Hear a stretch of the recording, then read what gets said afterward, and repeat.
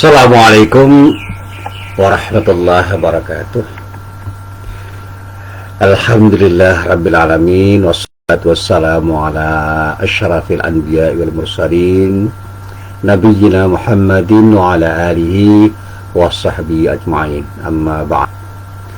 Para jamaah yang dirahmati Allah, alhamdulillah hari ini kita bisa bertemu lagi, dan kita senantiasa berharap mudah-mudahan setiap pertemuan kita, termasuk pertemuan kita pada pagi hari ini, benar-benar menjadi pertemuan yang mendapatkan ridho dari Allah Subhanahu wa Ta'ala. Amin. Para jamaah yang dirahmati Allah, pagi ini saya akan sedikit berbicara tentang sesuatu yang mungkin selama ini tidak banyak menjadi pertanyaan banyak orang. Saya itu tiba-tiba mendengar satu pengajian yang mengatakan bahwa yang halal sudah jelas, yang haram sudah jelas, semuanya clear. Saya sepakat, karena memang di dalam Al-Quran dan hadis juga begitu, baik secara tersurat maupun tersirat.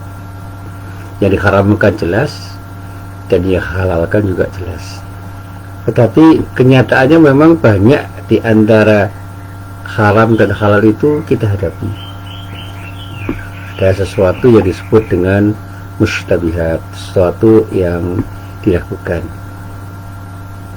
sesuatu yang abu-abu, sesuatu yang ada di wilayah gray area, sesuatu yang tidak jelas halal haramnya, sehingga banyak pertanyaan itu, ini haram atau halal. Termasuk ketika kemarin saya ditanya tentang bagaimana ketika kita terlibat dalam dunia perbankan.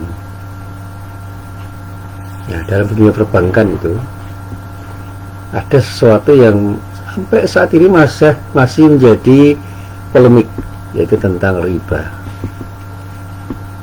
Apakah kemudian dengan mendirikan bank syariah itu tiba-tiba riba itu hilang 100%, padahal sisa-sisa riba itu bisa saja ada di mana-mana. Saya memahami bahwa riba itu pada mulanya adalah sesuatu yang ketika dilakukan itu memberikan efek kerugian pada orang ketika orang mengambil keuntungan pada sebuah transaksi bisnis. Jadi riba itu bisa terjadi pada wilayah dunia atau kegiatan perdagangan, sehingga Rasulullah mengingatkan al-dhahab bil-dhahab, al-fiddah bil-fiddah, dan seterusnya. Tetapi yang lebih dari sekedar fiddah dan dhahab dan seterusnya itu adalah mumatsalah, bagaimana keduanya itu betul-betul secara kuantitatif dan kualitatif itu seimbang, sehingga ketika ditimbang dikatakan wasnan ala wasnin, ya, ditimbang timbangnya sama, ketika ditakar sama, ketika dinilai sama. Maka sesungguhnya yang perlu untuk dipahami itu adalah nilai dari barang yang dipertukarkan itu. Nah, sekarang ini ada yang namanya uang yang menjadi alat tukar. Alat tukar itu pun nilainya menjadi sesuatu yang tidak tetap, fluktuatif. Dulu ketika saya pertama kali menjadi pegawai, punya uang 100.000 itu luar biasa. Tetapi sekarang punya uang 100.000 cepat sekali habis. Jadi nilai uang itu sekarang sudah tidak seperti dulu, menurun sekali.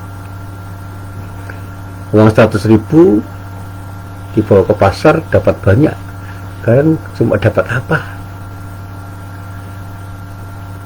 Saya masih ingat betul ketika saya memberikan ceramah waktu itu, tiba-tiba diberi honorar 20.000, banyak sekali. Loh, kok banyak sekali? Udah gak usah dikasih. Enggak pak, itu cuma terima kasih, banyak sekali waktu itu. Ya, waktu saya masih muda, waktu saya masih senang-senangnya berceramah di mana-mana. Tapi sekarang hampir nggak ada orang yang beri ucapan terima kasih dengan beri amplop yang isinya 20.000. Masjid sekecil apapun sekarang tidak mungkin memberikan uang 50.000, minimal 50.000 lah gitu. Dan itu pun dirasa kecil oleh takmir masjid. Meskipun sang penceramah itu tidak mengharapkan itu sebenarnya, dan kalau kita berceramah mengharapkan itu salah. Tapi nilainya berbeda.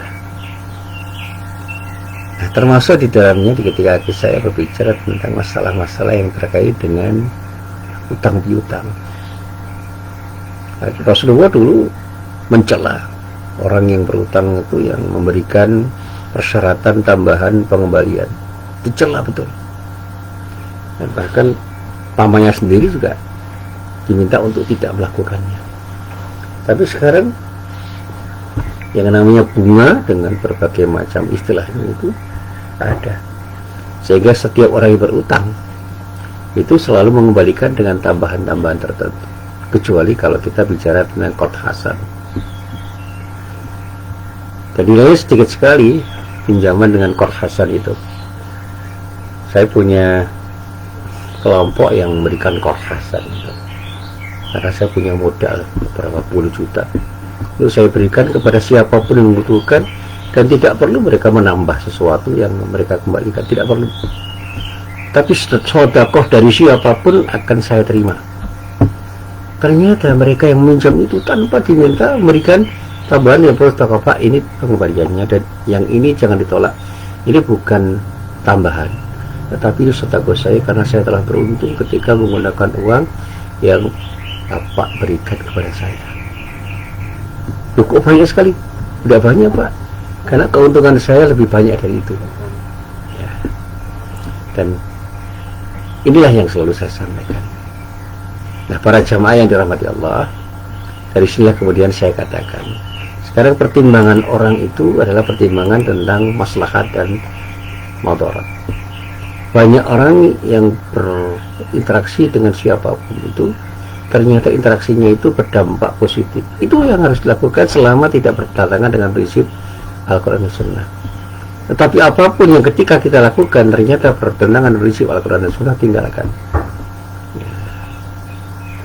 Saya selalu ingat firman Allah yang ada di dalam surah Al-Baqarah ayat 215. Wa asa an takrahu syai'an wa huwa khairul lakum wa asa an tuhibbu syai'an wa huwa syarrul lakum.